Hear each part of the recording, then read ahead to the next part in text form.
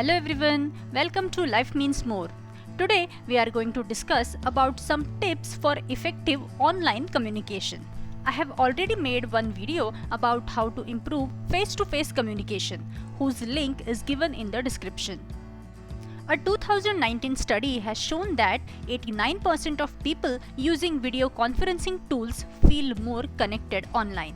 One can only guess at how these numbers from 2019 will spike in 2020, the year of the COVID-19 pandemic. Federal and local governments have asked their citizens to practice social distancing, a non-pharmaceutical containment measure meant to reduce the spread of viral infection. Cut off from social interaction, many are turning to technology to maintain social and professional relationships. Teleconferencing programs, group chat apps, and other digital tools are part of everyday life now as we attempt to strike a balance between isolation and connection. So friends, we prioritize the value of person-to-person connection and have developed innovative ways to improve those connections in the digital era. For those seeking an effective means of online communication, we have compiled 8 top tips to help you establish the most meaningful of interactions during this period of social distance. Let us move towards the tips which are helpful for you to improve your online communication. Our first tip is selecting personal and professional communication. The first step to effective online communication is being able to discern the differences between personal and professional communication. Determining this will allow you to make important decisions such as which app or digital tool to use, where to set up your call, and how you share information. If you are asked to participate in a video meeting in a professional context, it's wise to set up shop in your home office or some other quiet and clean space that won't distract other meeting attendees. Whether it's a Google Business Hangout, Skype interview, or Zoom online meeting, you want to prepare ahead of time to make sure you are ready when the meeting starts. Be sure to download the app onto your smartphone or laptop and test out your audio and visual settings with a friend or family member before your meeting. If there are documents you would like to share with the person or people you will be meeting with, be sure to email them a copy ahead of time so they have a time to review it beforehand. Let us talk about personal communication. Personal communication, on the other hand, is less formal than professional teleconferencing situations.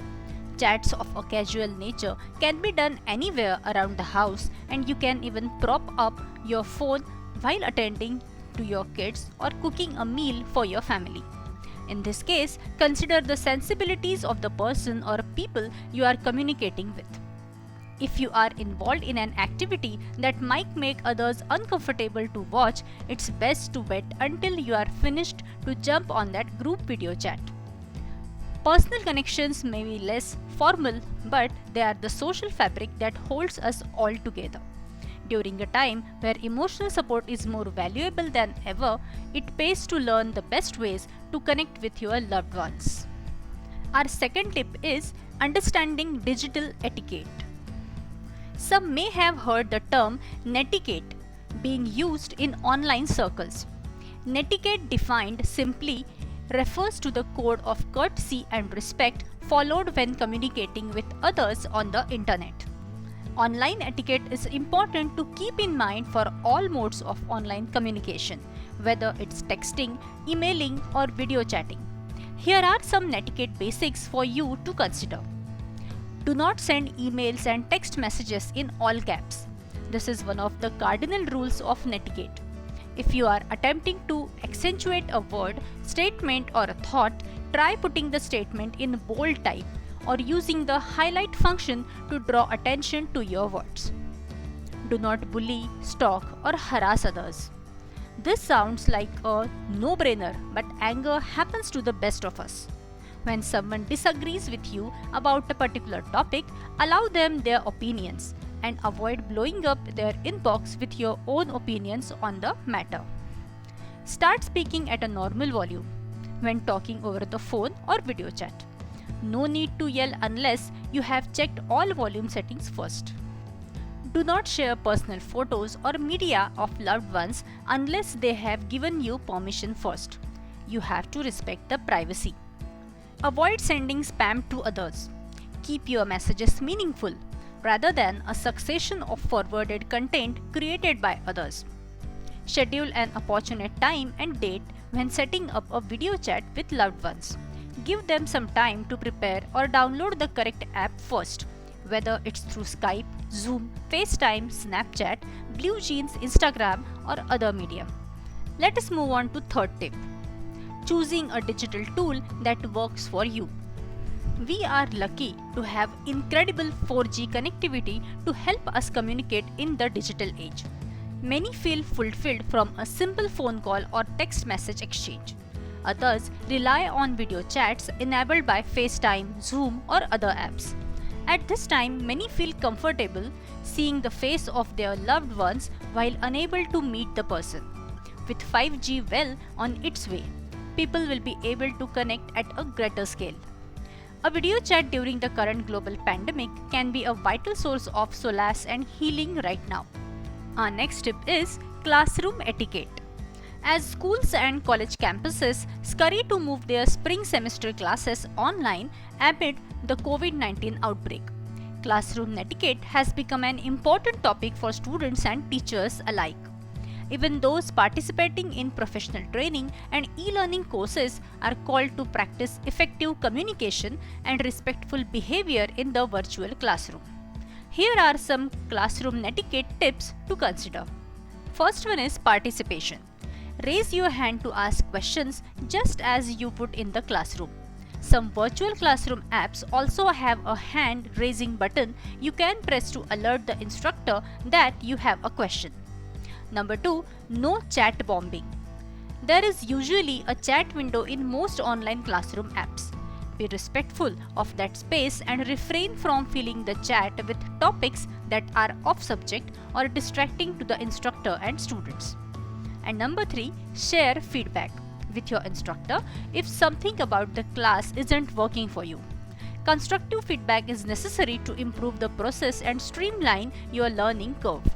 Our fifth tip is understanding formal versus informal tones. Tone is important when you can't speak in person. Many have experienced the confusion that abounds when a sarcastic text isn't well received. Chances of miscommunication are high when you are relying on communication through the phone or computer.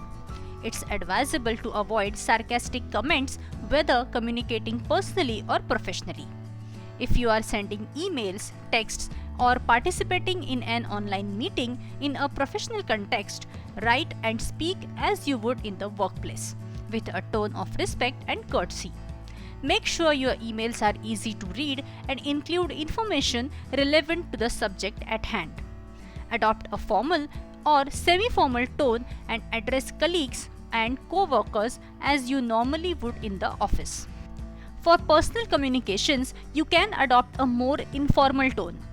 Model your text and emails after how you would normally speak to friends and family.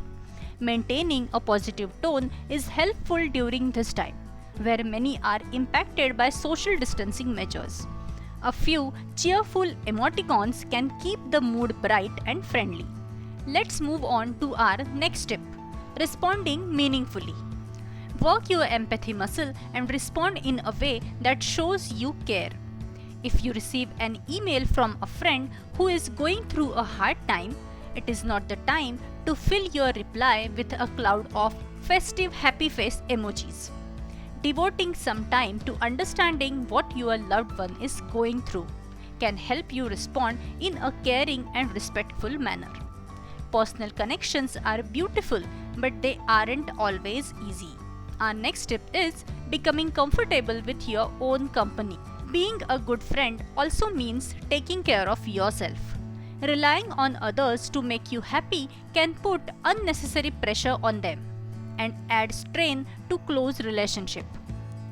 Though it's hard to stay in isolation day after day in these uncertain times, learning how to build a relationship with yourself is a valuable exercise. This is easier said than done, of course. Those struggling with solitude may find it helpful to seek online professional help.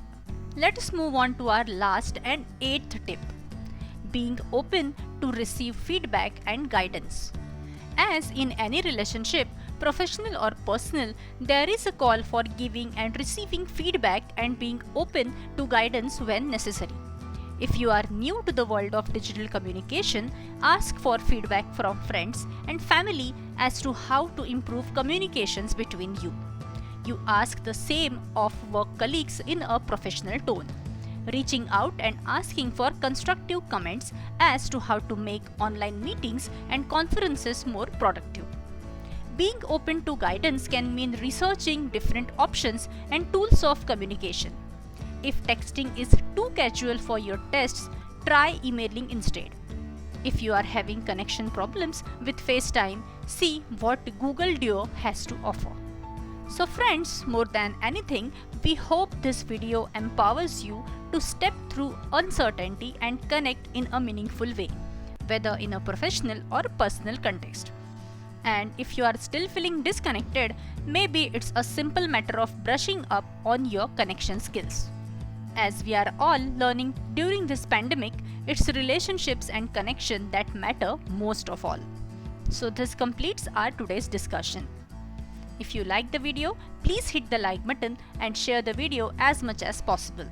And yes, do subscribe my channel for more such informative videos. Keep watching. Thank you.